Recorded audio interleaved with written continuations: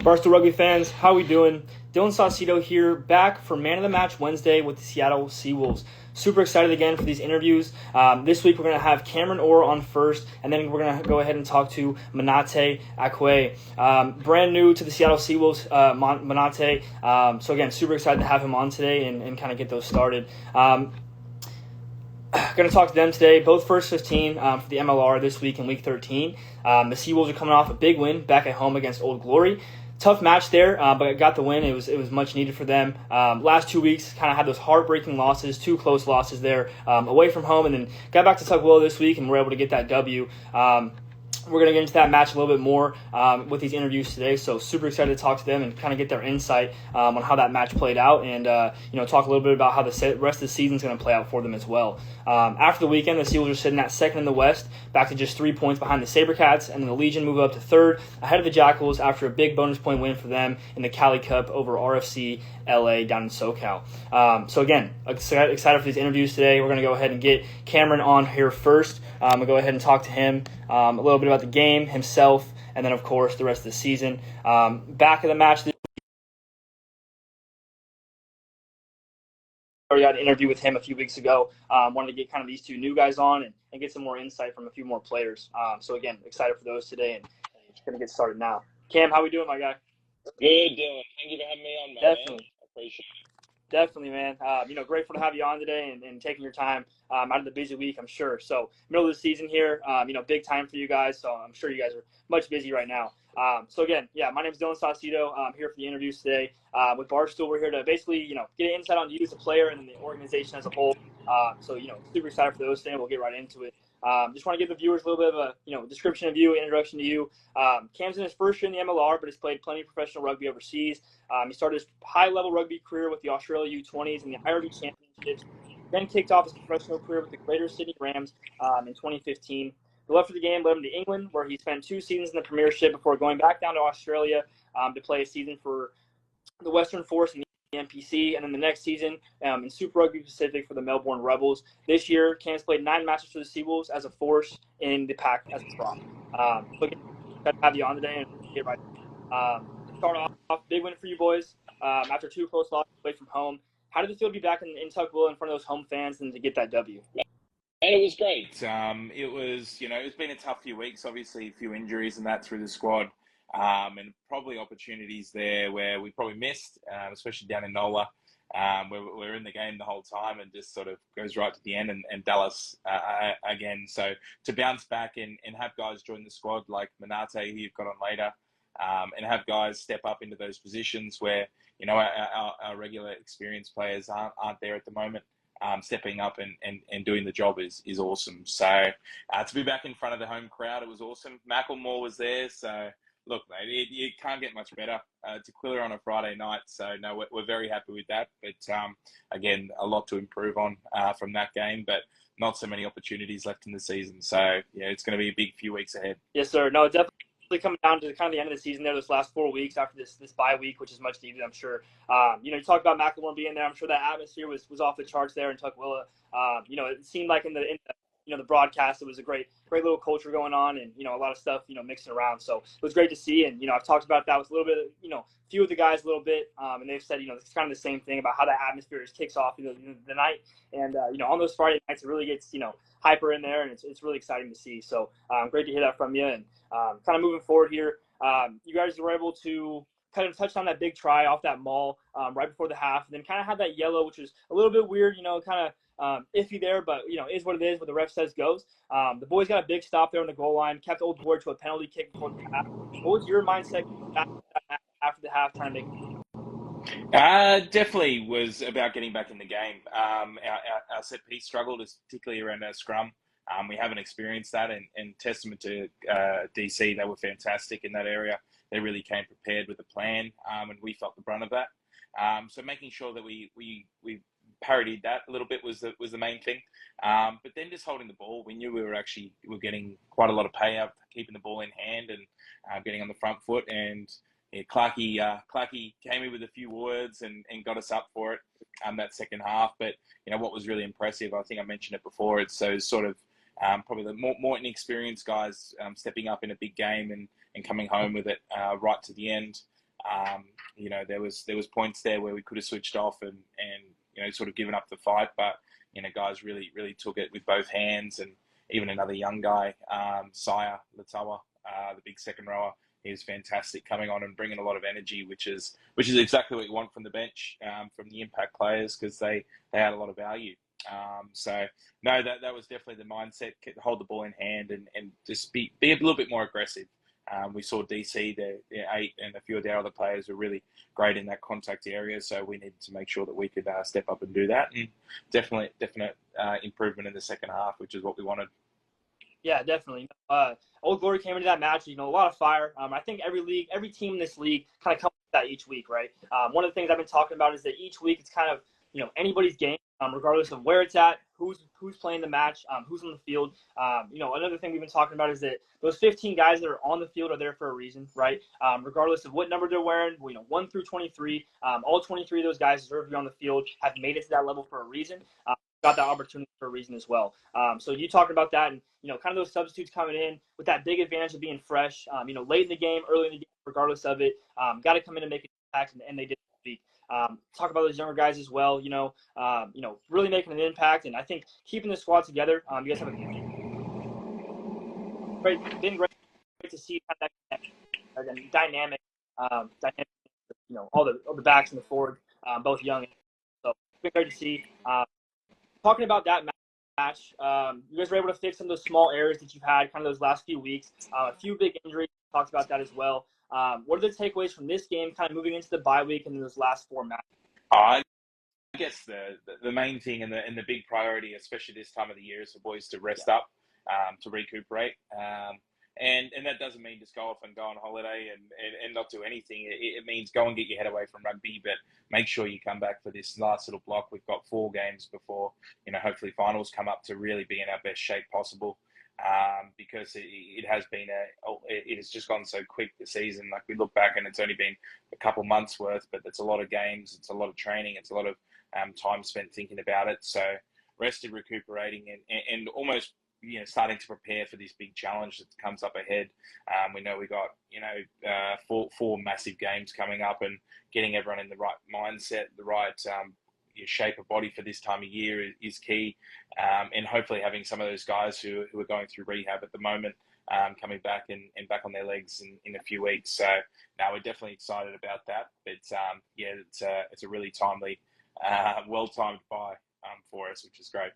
Definitely. No, both these kind of bye weeks for you guys have been really well timed. You had 8 weeks before, and then kind of 8 weeks after, or eight matches, I say, 8 matches before, 8 matches after that first bye week. And I think that was a great time for you guys to really recuperate and kind of get all the kind of the stress off your shoulders, I guess, coming off those kind of few, I think 3 or 4 big wins in a row. Bye week, and then another big win. I think 2 close losses there, and then another big win again. I think it's a great time for you guys to really recuperate. One of the things that I've gotten from my courses is that you're out in New York right now, spending some time out there on the off week. What's your plans for out there? And then is this your first time in the city? Yes, first time. So no. Getting these little moments in. That's the appeal also of sort of coming over here from Australia and trying the MLR out is getting to explore America, getting to travel. Especially with things like where we've already played, like traveling to Chicago earlier in the year, Utah, all these amazing places, LA, New Orleans. So getting to be able to do that, and then getting this time off now, it's such a massive opportunity to sort of get that balance between seeing America, which has got so much to offer, and getting to work alongside it. So that's why it's the best job in the world. Really enjoying it. Yes, sir. No, it has to be, right. I think, being a professional rugby player, all the, the stuff that comes with it, A, being able to play in the matches, B, having that kind of that platform to, help the game out, I guess, and kind of help grow that. And then C, being able to kind of spend your time and live your life how you want to, travel the world, have all those experiences, and then meet great people along the way as well. Great part about it. And, it's just a plus along to that great, piece of rugby also that is a big piece there. So great to hear from you and kind of how you're spending that bye week. Got that little insight from some of the media team there. So great to hear kind of your experience there. Talking about, a little bit outside the match here, a little bit more. How did you stick with it all these years? Say that one again. I just lost you a little bit. Sorry. I was going to say, how did you find rugby, and then what's made you stick with it all these years? I guess. Well, always come from a sporty background. My mum, especially got me into sport when I was quite young. So I actually started playing soccer when I was really young, and then played everything growing up. Basketball. I actually came to America in 2011, I think it was, for a basketball tour with my old Nice. school. So traveled around Nebraska, played a team in Boston, got 100 points put on us there. Absolutely smashed around. And I think that was their second best team as well. So tough times, but yeah, no, played a lot of sport. And then yeah, a majority of my sort of teenage life, I was between rugby and baseball, and then made the decision. Yeah, just around probably 12.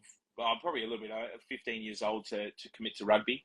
I was definitely outgrowing the pitching mound. Yeah. So no, it was better to get on the rugby field and enjoy that. I probably didn't think I'd go into a professional career of rugby, but you know, it just sort of opened up, kept playing, and found the benefits of competing and teammates and all that sort of environment stuff really appealing. So no, luckily I kept going with it, and yeah, it's been a blessing. I've played over 10 years now across the world, and I love every moment of it. So no, yeah, again, as I said before, it's the best job in the Yes, sir. world. No, it has to be right. That's actually great to hear because my kind of journey was kind of the same. Well, obviously rugby in the U.S. isn't as great and big as it is over in Australia. But I played baseball as well growing up, and I think around the kind of that same age, 13, 14, 15, made that decision to really step into football field first of all, American football, and play a little bit there, and then after that, my buddies were like, "Hey, we're going out to rugby. It's a great time. No pads, no nothing. There's a position for guys just as small as you, right? Playing the scrum half role, it's made for you." And I was like, you know what? Might have to go try it out. So right into high school, I got into it, and then kind of made myself, a rugger, I guess. Moving forward there. I think LA Sevens was kind of the big thing that really struck my mind there. Kind of the culture, seeing the family aspect of it, and then as well as having all those countries there playing, under one pitch. I think it was just amazing for me to see, and I think, kind of same thing caught my eye there, where I was really just kind of saw the opportunities that were coming along with it. Obviously, it was played around the world.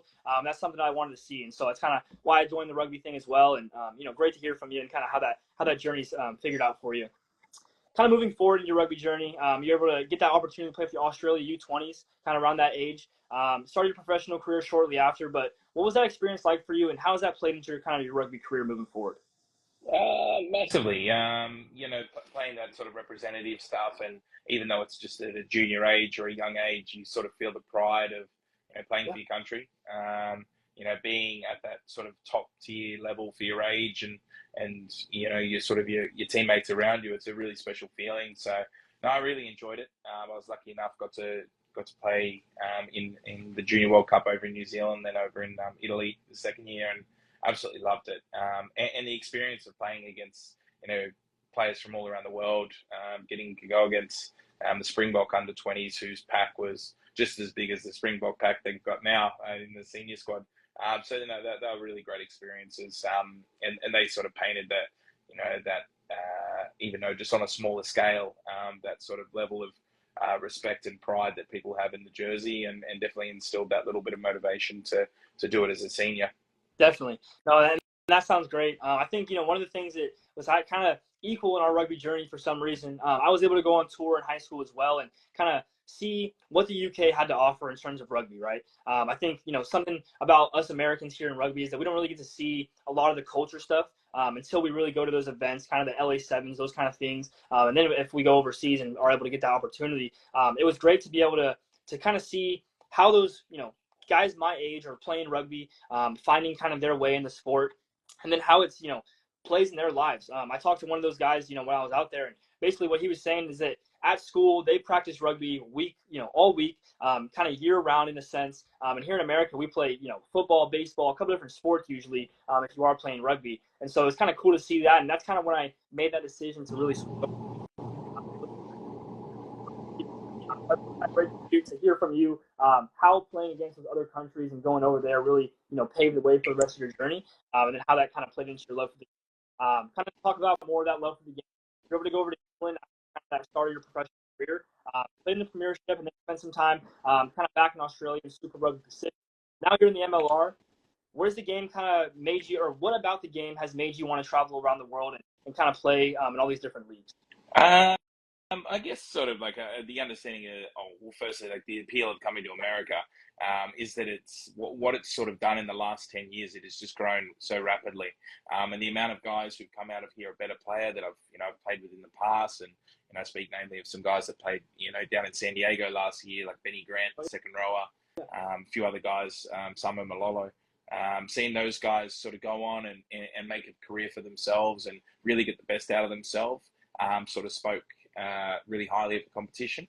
Yeah. And then, as I said before, like, coming here, becoming better as a player, but also getting that, that life aspect of seeing a new part of the world, meeting new people, new experiences. And, I've absolutely loved my time so far in Seattle. Some of the boys there, Sammy Windsor, Dave Busby, Mac Mason, all these guys who are unbelievable human beings. Really great training environment. Clarkey runs a tight ship there. Latho, he's up there too. Just passing on all this knowledge and stuff there. Players can't not get better.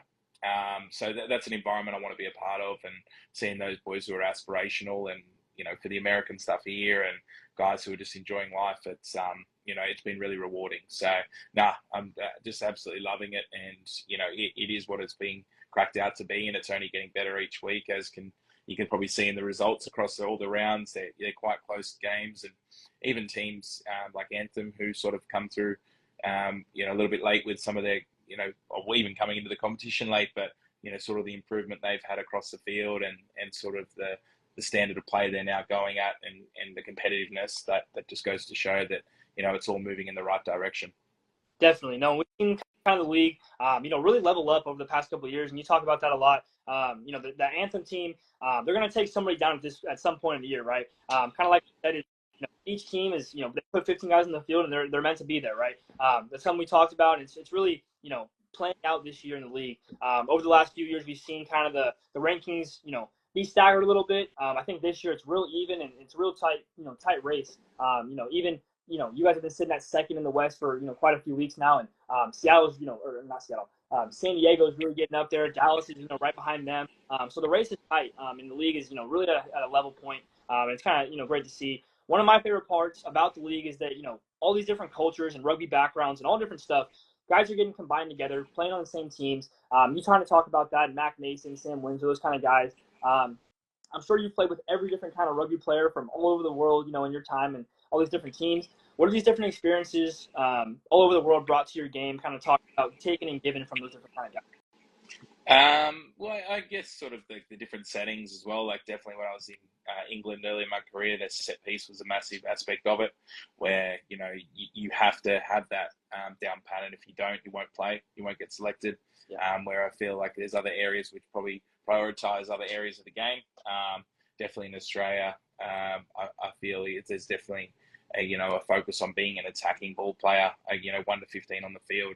And then you look at, I'm lucky enough to play in New Zealand for, a few months, and just they've got everything sort of covered. So being able to do that, I've taken a lot, but also just the attitudes towards playing the game.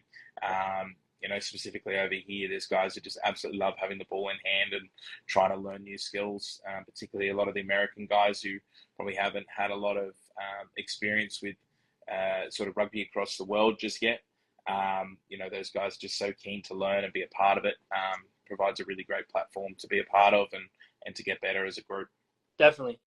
And that kind of thing is really prominent in rugby, right? It's got to pay attention to all those kinds of things, and playing around the world it really changes, game from game, and it's great to see kind of how all those kind of aspects combine into your game, and then the rest of the players in your squad, and kind of how you guys combine your talents and really make it play on the field. Now you've been able to find an opportunity with the Seawolves, kind of keep that rugby journey going at a really high level. Obviously, going overseas isn't the most traditional for most Australians trying to make kind of that Wallaby side. But what kind of aspirations do you have kind of the rest of your journey to maybe kind of make that side once again? Definitely. No, look, there's still opportunity. I'm only 29, so that's still quite young for a prop. There's guys retiring at 40 at the moment, so I won't tell my partner that. But there's definitely opportunity there. But my sort of goals here are to get the best out of myself. Like, it's half the battle is developing that confidence and that focus to to know that you've got the skill to do something, and actually put it into practice on the field. So developing sort of that to a top level is key, and playing in a professional environment is only going to help that. But my commitment now is to helping our team and doing my part to get the Seawolves into the finals, and then anything's a go. Once you're there, it's anyone's game. So what I can do there is the main focus for right now. Yes, sir. No, that sounds great. I think it's a great idea to kind of keep that mindset intact, right? You're in the middle of a season, not too much to worry about other than making the playoffs, doing my job each and every week, getting in the win column, staying in the win column, and then supporting the boys around me and doing my job to help them, right? I think that's kind of the best thing to focus on right now in the season. Kind of great to hear from you. You talk about kind of help, focus on those little tiny things outside of just holding the ball, carrying the ball, and making big hits. Outside of the game, you're using kind of your degree, taking it upon yourself to try and help athletes your goals by being a co-founder of Elite Performance Journals.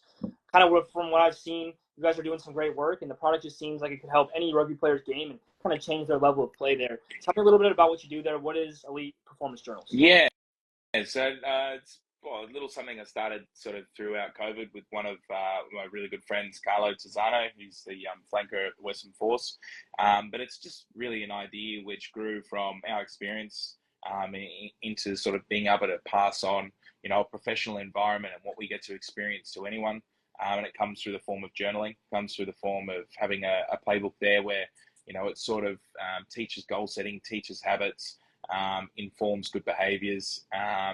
And then what we've done is we've sort of created a product that we can tailor to teams, tailor to individuals, and really boost performance and give everyone the opportunity to get the best out of themselves.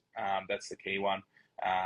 There's too many opportunities gone begging because people don't, have their little behaviors and understanding of what it takes to get there. So that's where, our product sort of comes in, and it's not the big jumps, it's the one percenters. If anyone who's read it's a book, Atomic Habits, by James Clear, that's all it speaks about, the aggregate of marginal gains. So being able to do that and incorporate that into a product, it's definitely an important one, and something I enjoy doing. It helps me sort of prepare for that life after rugby by learning all these new skills of how to communicate with people and teams and coaches and players from all around the world, and show them something that I truly believe in. So no, it's definitely growing, and hopefully it just gets bigger and better as we go on. Definitely. No, that's something that I took up early in my game, I think, is journaling. And I think, you talk about those 1%, kind of differences, and that's really where the difference is made. One of the things that, I took away from Coach Saucedo, one of the Rugby Sevens greats from Fiji, he kind of did the journal thing while he was coaching me over in a sevens tournament here in America. And he, took me under his wing kind of and showed me kind of what he was doing with the journal. Because I was like, hey, Coach, what's going on with the journal there? Doing it all, just writing in there all day. And I kind of asked him about it. He really said just writing down things that you think about the game at all times are going to help you in the long run, because, kind of journaling those things, really kind of thinking about those things and then writing them down, talking about them with yourself, with others, it's really going to help your game grow. And I think it's a great way to kind of do that kind of with the Elite Performance Journals. Some of the products that I've seen from you guys on the Instagram and stuff is just mind-blowing as to how it can help, especially the younger guys, right, who don't kind of have those, tactics yet to kind of get into that and kind of grow their game there. So it's great to hear from you. You guys are doing a great job there with your products. So thanks for that from all the ruggers here in the U.S. for sure. I talked about growing. It's kind of the biggest thing for a rugby player in my eyes is to kind of help grow around the world. It's struggling, thriving in others. I think it's one of the most important things to do. Kind of what has your experience been like with that, kind of connecting with those players and stuff? How has that been for you? It's been good. It's funny that the transition from being that young guy, sort of like always seeking guidance and help, and the main thing about rugby as well, sort of aforementioned this, is that you always keep learning, but sort of transitioning now to that phase where I'm probably giving more advice than I'm getting. Has actually been quite nice, and I think natural as well. Part of growing up and hopefully becoming a better leader is being able to sort of give my experience and my learnings from things onto others. And I guess probably the most important thing is, and the people I really want to help are those who are trying to help themselves. I was told a really good sort of just analogy of it years ago, but it was just like if you see someone on the side of the road with their hazard lights on in the rain, but in the car not doing anything, you're probably not going to stop. But if you see someone out there pushing it, you're most likely going to get out and help them. So definitely that's probably the one thing that sort of drives me. If you can see that someone is willing to put the effort in and do that, then you definitely want to help them do it too. Yeah. Definitely. No, I love that. That's something that, a lot of coaches I feel kind of attached to as well. When players come out and are coachable and are able to kind of take and give those things, those pieces of advice, those small kind of pieces of rugby, I think, guys really attach to that and really trying to help them out. And when players, kind of take that for granted, think that, they might know a little bit more or, kind of their style of play is working out for them, it kind of doesn't help them out in the long run. So it's great to hear from you and a great kind of analogy to think about there, in real life terms. So it's great to hear from you there. I have a last few, random questions here for you, kind of an extra. I've heard kind of this team has some great jokes flying around in the culture and the team. Who's the funniest teammate in your opinion? Funniest teammate, probably Pungle. Okay. Pungle. He's pretty fantastic. He's always full of life in the training, and he always comes out with a good one-liner here or there. There we go. And he's also phenomenal with the edits too. I've seen. Yeah. The Seawolves post them, and he posts them on Instagram. Great stuff from him there, and kind of the creative side there. 100%. Get around PG edits. 100%. Shout out to PG Edits, absolutely. Go follow him. He's been doing a great job. It's just funny to see a professional rugby player really taking in that creative side of himself, and helping his team out with a little bit of marketing there, I guess, and media stuff. So it's great. Another thing, kind of, I think coffee is a big thing over in Australia. Is kind of what I've read about. And Seattle's obviously the home of Starbucks. How have you found American coffee compared to the coffee back home? It's actually been fantastic. Another little shout out to my girl Arlene at Starbucks Redmond, Bear Creek. She makes the perfect Americano. There we go. So no, there's definitely some good coffee over here. Plenty around us in Seattle where we all live with the boys. But it hasn't been too much of a change. Just probably the only difference is the size of some of the coffees here. Like you're getting 2 or 3 days worth of coffee in one cup. So probably stay away from those. But not too dissimilar. There's some good quality coffee in Seattle. That's good stuff. No, great stuff there. And I kind of got those from the media team there, some of my inside sources there, some of those questions there. So great to hear from you there. Cam, I have one last question for you here. Again, appreciate your time and taking this today. With your years of experience, all the lessons you've learned in this game, playing in different areas, playing with different guys, learning different cultures, all those kind of things, what advice do you have for younger guys who are still trying to get these high-level opportunities? Probably one thing is probably relevant now is take the opportunity or someone else will. Yeah.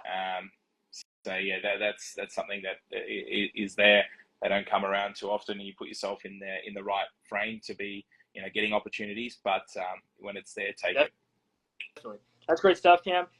Again, great to have you on today, my guy. It was a pleasure. Go Seawolves and best of luck this weekend. Appreciate it, mate. Thank you. Yes, sir. Take care. All righty. We're going to go ahead and move on here to Monate Akuei. Super excited to have this guy on today, and great interview there by Cam. Great to talk to him about all kind of different aspects of the rugby game, from a guy that's played in different countries all over the world, with different kinds of rugby backgrounds and different kinds of coaches, players, all over the world. It's been great to hear from him, kind of his perspective, a little bit of his background, and then a little bit about the Seawolves as well. So now we're going to move on to Monate, and I'm going to go ahead and invite him just now, and we're going to go ahead and get started with the second piece of our interview here today. A little shout out. Next week, we're going to go ahead. I'm not sure who we're interviewing yet, but it's bye week, and so we're going to go ahead and try and get an interview there. We'll let you guys know about that next week, but just wanted to announce that while we have some downtime here in between our interviews. So, again, thank you guys for joining today, spending your time here with us on Wednesday, Man of the Match Wednesday. Commenting, joining, we appreciate it. And, yeah, so great to hear from you guys, and we're going to go ahead and get Monate on here in just a second. one more invite to him there, and we'll see if he can't get on.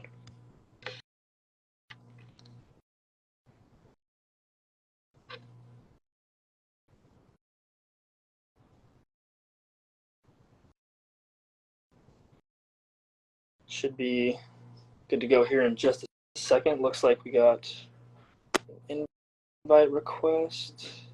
Accept. Oh. I'm going to go do that one more time here. Small difficulties, but we will be all good. Move forward. Here we go. Hey, well, hello. How are we doing? I'm doing great, man. How you doing? Doing great, brother. Doing great. Great to have you on today, and great to finally talk to you. Been following you on Instagram for a while and kind of connecting there. So great to get on the phone here and kind of chat up a little bit. For sure, man. Great to be here, man. Definitely. Been seeing your stuff too. I appreciate what y'all doing out there with the Barstool Rugby account, you know? Yes, sir. No, I appreciate that, bro. It's been a great journey. Trying to help grow the game, right, and just get rugby into the eyes of everybody. I think it's a great game, and we've both seen it. How rugby's affected us, and it's just a great game, and I think everybody should be available to it. So kind of what we're trying to do here, and obviously it's been a great job. So yeah, That's awesome, man. Definitely. So first of all, pleasure to have you on today. We're going to go ahead and talk a little bit about your organization, the Seawolves, and then a little bit about you as a player. Obviously, it's been a crazy couple of weeks here for you. So get into that first. Before that, we're going to give the viewers a little bit of a background to you.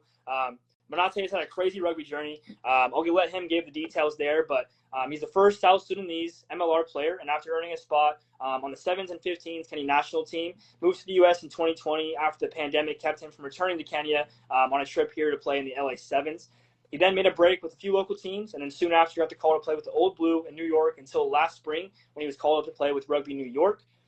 He was a great addition, starting 6 games there, and then after dispersal of Rugby New York, he was not able to find any team to sign with, has been playing for the Austin Blacks since then. Last week, Monate found himself getting back signed with the Seawolves and back in the MLR. He started at flanker, and then with the opportunity, he swore to try in the match and grabbed a spot on MLR's first 15 for Week 13. So Monate, great job to you there, and a pleasure to have you on today for the interview. Thank you, man. I have to start off by saying I had to turn the light on for the people at home, There you go. And but yeah, so yeah, man, it's just an honor, it's a dream come true, also like a goal for this year that came true by just making it back to the MLR. But yeah, all in all, it's just a lot of hard work that was into it. There was sadness too, because when New York went down, I had signed like a 2-year contract, and I was like, oh, now I know I'm gonna be here for the next 2 years, and then a week later they tell us like, we can't do anything no more, So I was like, this is a bad thing that has happened, but is it the worst thing that has happened to me in my life? I said no, and then I was lucky. Logan Legg just called me. He's like, Monat, you gotta come down here to Austin. I was like, I don't know, man, I don't know. So I was like in a sad place throughout December, but then I just picked up a phone from Ryan Little, who invited me. He's like, yo, come on, we're gonna do everything possible to get you here. And I was like, okay, it is what it is. Still gonna be rugby, but the goals still remain, So 1st of January, I wrote down all my goals and everything. And then I just said, okay, I'm here now. I gotta appreciate this. I gotta work with this. And got there, started I just kept on playing the way I'm playing, what I do and all that, scoring every game with them. And my hopes and dreams were still there, So after the season was done, we didn't make it to the nationals, and I was like, okay, I guess that's it. So I'm going back to New York because it's gonna run with All Blue for Sevens. Yeah. So funny thing is the other week on Friday I was out with my friends and all that, and then my agent is calling me. He's like, Monate. It's like, what are you doing right now? I'm like, I'm outside with the friends. I just got back to New York. He's like, nah. Go home, rest up right now. You gotta go to Seattle on Monday. I was like, no way. So that's how I was like, I got home, man. I'm like, okay. I left the clubs where we were, the bars and all that, around 12. That was too early, and just got home, started packing my stuff because I knew I don't want to do the last minute rush, you know. So did that, and then I was like, you know what? Let's take it on now. Let's get this task going on. Clarky called me, had a chat with a few of the boys who already knew what was happening, and I was like, okay, let's go. Got to the Seawolves. Some of the forward players, forward boys, the forwards, they came to where I'm staying. I live with Sam, and how we Huey was the one who came through, and he took me through lineouts and like some of the plays, zones, and understanding and all that. So because I had like a short time, and the following day, like Tuesday, coach like, "Oh, Monate, you're starting." I'm like, "Oh, okay, thank you," and yeah, so it was like a lot of emotions, like just knowing that I'm going to start, and I had to like get my mental straight to like get the plays right, just be calm at the same time, and not let my emotions like take over me. So when I got on the field, man, I had that emotion in me, and I let it out with like a big roar and all that. But yeah, it really felt so great getting back in the league and just having my first game, and immediately I'm having a break. So I'm like, okay. So like it was just beautiful, man. So that's just how it felt to me. Definitely. No, and that's great to hear. I saw that picture of you and Daquan coming out of the tunnel there at the start of the match there, and it seemed like you were ready to go. Had a lot of Oh energy yeah, there. That big roar that you talked about. It was great to see there for the excitement to start that match. yeah. Aside from that, kind of talking about the guys. I talked to Sam a few weeks ago, and great dude there, and Hugh as well. Talking about kind of how that came together. You wasted zero time. Obviously, you were able to get that start. You were able to score a try there, and then get on the MLR's first 15 for this week. You have to do it obviously alongside your boy Daquan, and then Pago, Sam Windsor, and then a few others from that New York squad. How did it feel to kind of handle business alongside those guys that you played with over there in New York?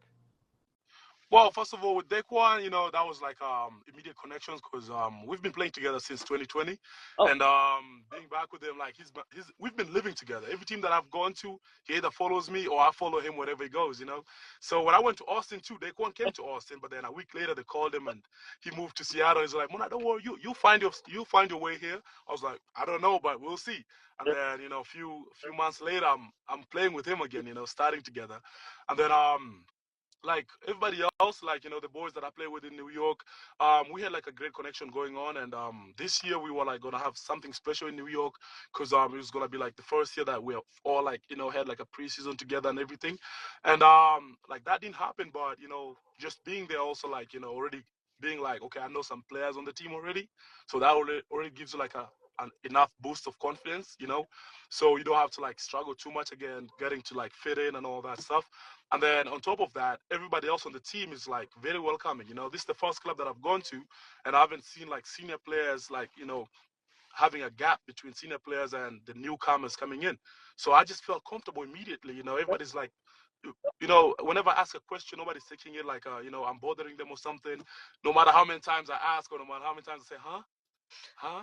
Like I like saying that because sometimes I don't get the English that well, and we have the Australian was already on the play already. Like it was, Cavi was on here, and I was like, I was barely understanding what he's saying.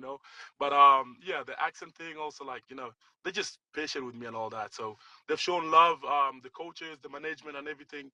Coaches reach out, they talk to you, explain some things to you. They later give you on some few calls and videos. Just all that just make you feel comfortable. And I was like, okay, you know what? I feel like I'm ready to go.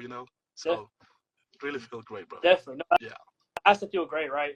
Going to a team with, first of all, guys that guys you played with before, and then of course, one of your good buddies in Daquan, and then obviously kind of that atmosphere and that culture up there in Seattle. I've heard a lot about that from a few of the guys, and just talking about that, it just seems like it's a great culture to be in, and a great squad to be a part of. It seems like you guys are really making some good strides throughout the season, and obviously you just got there last week, but I'm sure through this next 4 weeks, going to be able to make some big strides there for yourself and for the squad as well. So great to hear from you, and great to see that as well.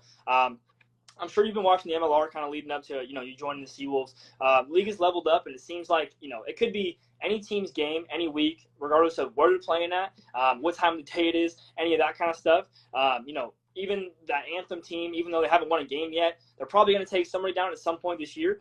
They almost have quite a few times. There's been quite a few close matches where they've got those losses there. But the league is leveled up as a whole. Kind of talking about that, you guys they were able to kind of get those 2 close losses and then able to come back to home this week and get that big win. What was the message you got from them kind of coming into this week into that match? Well, some of the things we talked about is like having pride in the jersey, and then like working on the things that don't require any talent. So that was the mentality that we're going into. Where at our home we had 2 losses, and we have to end that streak, because we don't have to have like we didn't want to have that losing record and all that. So that was simply the message. Play with our heart, represent the jersey, represent the community, and the team is bigger than you, so we all like had to play as one. And I think that was the biggest message that we had, man. No, that's great to hear. Thank you for that jersey, and then obviously the team's got to be bigger than you, right? There's 15 guys in the field. Rugby's a a team sport within and without. Rugby sevens, rugby 15s, rugby league. Regardless of what kind of game of rugby you're playing, it's a team sport, and not one guy can kind of make the game, a win or a loss for your squad. Great to hear kind of that perspective from you and how you think about that, and then how the kind of the team thinks about that as well. You guys were able to handle. It was real fun to watch that match this last weekend. There's 4 matches left for you boys after the bye week. First one's at home against Utah next Sunday. What's the focus for this big rest period kind of moving into that next match? The focus right now, we have, we already have like our own like gym program going on right now for the bye week, so that we can like at least keep fit, because we know Utah boys, we know the way they're becoming, and they're big dogs and all that. So we still have to like maintain like our shape, our size, and like our mental has to be there too. So we're still like, as much as we're taking the break and everything, we're still like keeping the mentality on. Like when we get back, it's go time, and that's just simply how we're taking this break too. Definitely. And that's what Cam talks about too, is kind of, at this level at this kind of time in the season, I guess, as a professional rugby player, you got to kind of help separate yourself from the game a little bit, just kind of get a little bit of that clarity, right? Take some of that stress off your shoulders, kind of regroup before you have those last 4 weeks in the playoffs. A lot of things that get done there, and you kind of talk about those things that don't take any effort, right? Focus on yourself a little bit, the mindset, the confidence, all those kinds of things outside of the game, and kind of how your body works with it. It's great to hear how you're focusing on that through this bye week. So, great stuff there. It's been great to hear about the game and kind of the organization as a whole. Want to get a little bit more into your rugby journey now, and kind of you as a guy, as a player, I guess. I've heard a bunch about your story, and it's been incredible to kind of read about that kind of stuff today and the last few days here. I think it's kind of one of the best rugby stories ever, and I want to hear a little bit more about it. How did you find rugby, and how's that worked out for you? Yeah, when I started playing rugby, like the way I found rugby was like I used to play soccer a lot when I was a kid, and because it's more popular back home in Kenya. So one day I just went for like, we had practice, and then after that, some kids always showed up with a different type of ball, and I'm like, what is that? So after we're done, they take the field and they start playing. And one day I just stayed back, and I was like, you know what? I'll start passing the ball with you. They were like, welcome, come in. And then that's just how I fell in love with rugby. So I still had to hang out with my friends like during like, our football time, and then it's called football, Americans. So during the football times, like we just hanged out and all that, and then after that, I'm off to rugby. So when I went to high school now, that's when I took it seriously, just a little bit. My first year, because I couldn't play football because I had like a little ankle injury, and they were like strict and everything. So I focused like more on rugby now, getting my skills back up, and then I don't know how y'all call it, my Form 2 and Form 3. That's like after senior, no, before my senior year, I went back to rugby a little bit. And then my senior year, that's when like I started playing now for my high school team, and everybody thought that I played the game for like more than 10 years, So because I had the passion for it, and I had the willing to learn quick. So that's how I learned the game real quick, and I got into it. When I was done with high school, our clubs were like, Monate, we need everyone who was done with high school to come for like a tryout, or like just to play for the third side. So I showed up. And that's the time when we had like big issues back home. We didn't have any, like, financially we were not stable. My parents were back home, and there was wars in South Sudan and everything. So they were barely like, making any money. They were making like, let's say like around $80 a month. So that was hard to maintain us. And we had like 1 meal a day, and that was like dinner only. And so I could like just, my routine was like around from December 2015 to like 2016, like March. I was like, wake up in the morning, started walking towards the field, which was like 30 minutes away, just walking nicely, and then get there around 11, get the balls, kick them in the air, catch them, pass, work on some passing drills by myself. Practice starts at 3. So when practice starts at 3 now, 3 to like 5, we had like a meal after that. So that meal like could like keep me going. So when I get home and I have my 1 meal a day, I could not eat that, just keep it, and then my siblings could have it in the morning as a leftover, and then I just go back to training again, have water and all that. When the sun is too hot, I just lay on the bleachers and then wait for for my other teammates to like show up for practice. And then once they get there, I just get up. Once I see some of them walking in, get up, wipe myself, and I'm like, oh, let's go. And they're like, Monate, what time you got here? I was like 5 minutes ago. I was just waiting for you guys, you know? And then we just get straight into it again. And then when we started playing like 2016, January, we had like chicken and rice over the weekend. That was a big treat. So every time at practice, my mindset is like, I just want to play good so I can eat that rice and chicken over the weekend. So I made sure my passing was right. I made sure my tackling was right. I made sure like, just everything that I'm doing on the field is all right, So did that, started getting better. My friends are like, oh, Monate, you're a very good player now. I'm like, I don't know about you, but I just want to eat the rice and chicken over the weekend. That was a big treat for me. So kept on doing that, and then, you know, my game started just leveling up without even knowing. If I see the other number, because I was a lock, the other 4 or 5, like whenever I see them like make like big tackles, I make sure like I make another big tackle, like 2 of those, and score a try, so that I can be named every time for the 23. So my love for the rice and chicken of every weekend is what made me like even grow in rugby even more. So and then later after that, the coach was like, "Oh, Monate, you're too good now. You can't even play with the third side no more. We gotta take you to the second side." Second side again. That was 2016 from March to like probably something like May, because that's when seven start. And then at the end of that, we won the tournaments and everything. And then he was like, "Monate, I want you to practice the first side." And I was like, "No way, this is a lot of pressure now." So 2015, our first side sevens won the nationals seven circuit.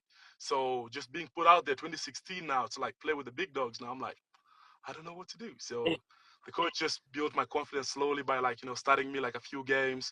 Not starting me, but playing me like 2 minutes, 1 minute a game. Sometimes the hooter could go and he's like, "Monate, get on." I barely even touched the ball. But I realized it was building my confidence towards, something bigger. Because later on that year now, I started for Nakuru. Nakuru, like that's my hometown. I started for them at 7. I never even practiced at number 7, like flanker, and that's how my rugby journey started. Now, like even it got even better now because now I was getting paid. Now I could like take some money home, feed my siblings. It's 7 of us, and we can't work in Kenya because we're refugees. We flee from South Sudan because of wars, seek refuge in Kenya, and yeah, they don't allow refugees to work, so it was a little bit hard for us. So the rugby thing was just helping me a lot because that's a sports thing. Everybody loves it. And they're like, okay, well and good. So did that. And then the Kenya under 20 called me up, played for the Kenya under 20. And then, I was flying out and all that. And it was pretty like, pretty exciting. Like you're just seeing beautiful countries playing high level rugby, even though it's like, it's international rugby. So that was fun for me. And then when I was like flying out and all that, I had like bad friends back in my area, because I was a part of a gang back then, and we used to like rob people and everything. This was like before I finished even high school, so because it was hard to like make money or like provide for the siblings at home because my elder sisters were not working and everything, so I chose like the street life. This was like between 2011 to like 2015 when I stopped, and then I just joined the third side so I can I accepted that we're gonna have 1 meal a day and all that because some things happen in between there, getting chased by the cops, I got shot twice and I healed up. The first one was on my knee, which was a rubber bullet, tore almost everything on my knee, and then it healed up. I had no money for surgery, had nothing for all that, and then as soon as I healed up, my friends they were like, "Come on, Monate, let's go back out again." I was stupid. I didn't learn. Went out again. Same night, I got shot on the hip, and I think that was the game changer. Now that's when I decided, you know what, let this be. Let me stick to rugby now and focus on rugby. Have that 1 meal a day, and no more streets. So I just accepted that our family we're poor. We can't like, I can't afford to go out anymore to like try and steal to like just provide for my siblings back home. So we all agreed that I'm not gonna do that anymore because life is bigger than the let's say $100 that you're gonna get or something like that. So but as soon as I switched all that, now that's when like my rugby journey started opening up now. Playing better just because of chicken and rice, and then later on like getting to the second side, first side, and then just going up the ranks slowly by slowly like that. And then 2018, 2019, Kenya Sevens called me up. The first year when they called me up, 2017, they dropped me because they said I'm too skinny. I said okay. Then the following year, 2018, I was on fire, and then I was too fatigued. So when I showed up for the the tryouts, I was like worn out, so they didn't select me. And then 2019 now, that's when I started like I was on fire. I played for the Kenya 15s. I had like 6 caps that year. And then that's when I also met my American mom, Susan Eastwood, who I know she's on live right now. She takes care of, she has a rescue center back home where we take care of abused women in the community. The organization is called Now Kenya. And she asked me to be like her spokesperson, like an ambassador, because I was always like on, I had lots of interviews. I had like lots of like, TV time, like back home in Kenya. People wanted to like interviewed me on some stuff going on about rugby in Kenya.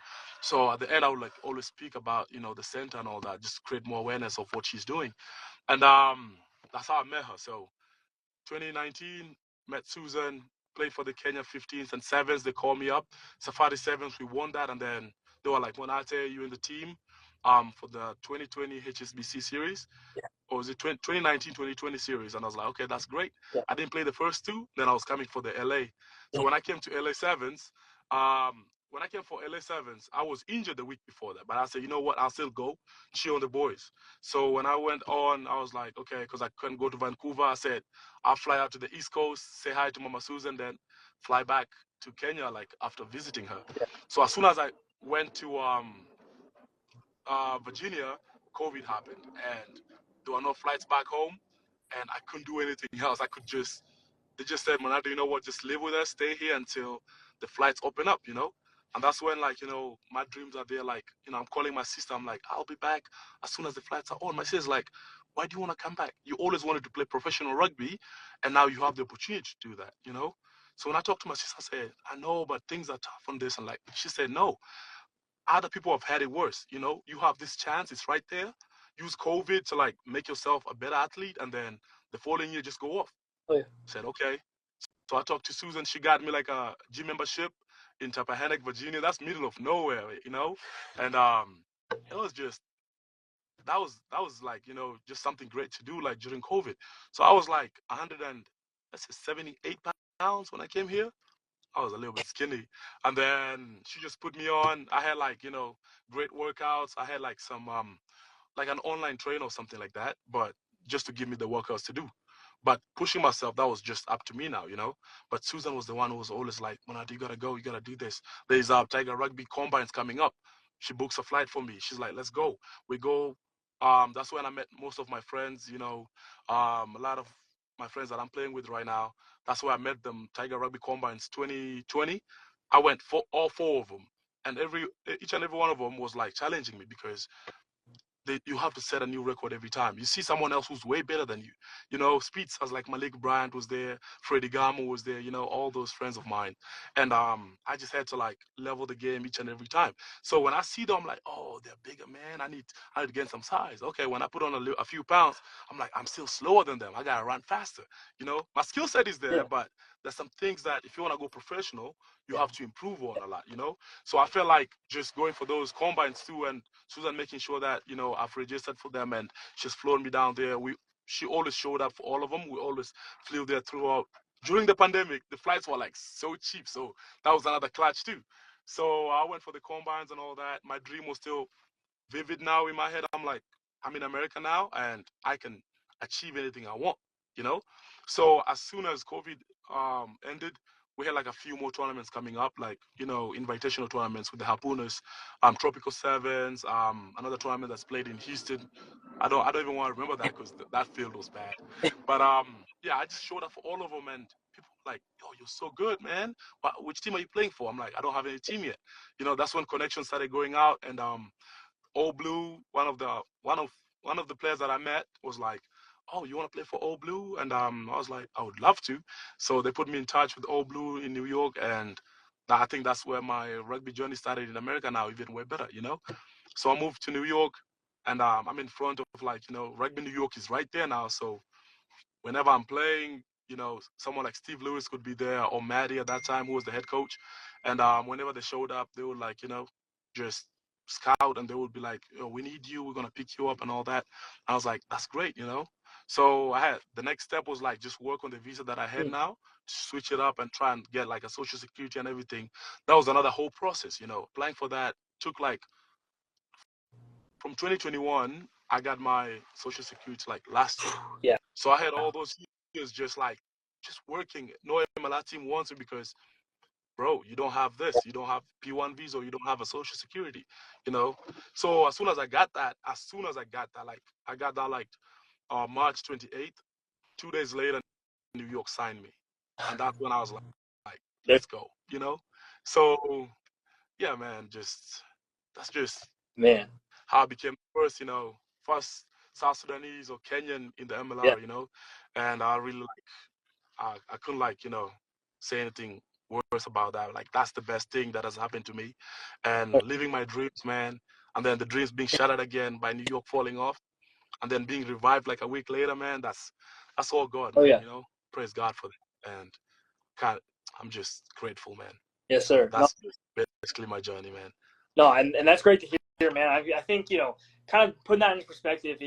Gotta be grateful for all the opportunities, all the time you have on the field, because our bodies only let us play this game for a short amount of time, right? Exactly. It's all that kind of stuff. You're gonna get worn out after a while, and we gotta enjoy the time that we have here to play the game. But I'll tell you, it's amazing to hear kind of your journey and how this game has affected your life.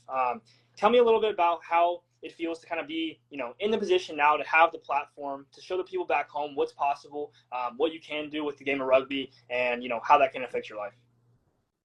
Well, so rugby affected my life in like the positive way, because with rugby you can you get a lot of connections, you meet like a lot of great people that if you have just nice blood with them, never have any bad blood with people, I think it can open up like a lot of connections for you, Yeah. you know. So I think that's one of the biggest things rugby has done in my life. And then the other thing is like just keeping my body fit, and hitting people legally, So that's another great thing about rugby. But yeah, just a part of the connections and like the bonds you create throughout rugby. I think that's one of the biggest things that I can say like rugby has already like changed my life in it. Definitely. Yeah. No, definitely. Yeah. I think this game kind of takes everybody by that kind of hold, right? Yeah. And whatever place rugby finds you in, I think it lets you go at a better place in your life, regardless of kind of what aspect that's in. Rugby for me has really shown me that opportunity is everywhere. Things can be as little or as big as they need to be, but they're all going to affect how your life goes and how you are as a person. On the rugby field, those kind of small things are real important. And I think I've learned, a lot of lessons there that I'm really going to take into the rest of my life, moving forward into careers and all kinds of things like that. So, the game of rugby is great for those kind of things. And, to kind of hear how it's affected you has been, phenomenal. Obviously, you had no idea for, kind of how that was going to work out, getting signed with the Seawolves after playing, that season with the Austin Blacks. How do you get ready for an MLR match in 1 week's time? Well, man, that's why you got to always be ready, You got to always be ready. Throughout, like, when I was driving from Texas all the way to Virginia, we had a stop, like, at Knoxville where we, like, had another, like, great workout. What's his name? Calls himself the Dolphin Trader. So that's my dog, though. So, we had, like, a great workout, and that's just, like, shows, like, where our mentality was, because for him, too, also, as soon as he gets back to Australia, he has to get on with his season, So, physically, I was ready, But then as soon as like the stage is there now and you're here with the boys now, all you have to do is like just ask questions and like be sharp, write things down, read them over and over, and then just make sure like you're 100 with it, So that's how I just prepared for it, And then also I didn't like let a lot of pressure like hurt me, because there's a lot of pressure coming into that. You have to perform, you have to do this. But I've seen worse. I've been through a lot that even like the small things like just playing rugby, something that you love, I don't think it can be a pressure like that, Yes. Pressure is like, for example, like a mother waking up in Kenya, doesn't know where he's gonna get food for his kids or like something like that, Yeah. or like just an example, like in the trenches too, things like that. Those are the pressures that are going on. But us like just, being called up, achieving your dream, and you just have to play rugby, I don't feel like that has to be any pressure towards that. So preparation just has to be like pinpoint, and you just have to appreciate it and embrace it. 100%. No, I think that's one of the kind of biggest things we have to focus on, right? There's bigger things in the game of rugby, right? At the end of the day, just a game, something we do for a lot of fun in our lives and something that, brings us a lot of joy, right? I think, I agree with you there is that we got to take this game for what it is and really just have fun with it. Kind of enjoy our time there. And you've talked about that on your Instagram, I think, before. Kind of just enjoying that time and, taking everything in, really focusing on, the time that you're having rather than, what's going on and how kind of that's affecting you. Because there are bigger things outside of the game and, we can really focus on, the most important things and rather than, some of the smaller things there. So great to hear kind of your perspective on that and kind of moving forward there. Obviously, now you're making waves back in the MLR, and it's been great to see you use the opportunity this weekend, this last weekend for what it was. Your Instagram shows a little bit of a funnier side of you. Do you take that humor into the matches, or do you kind of flip a switch when you get onto the pitch? Oh yeah, it's a whole different thing, man. As soon as I'm on the field, it's different.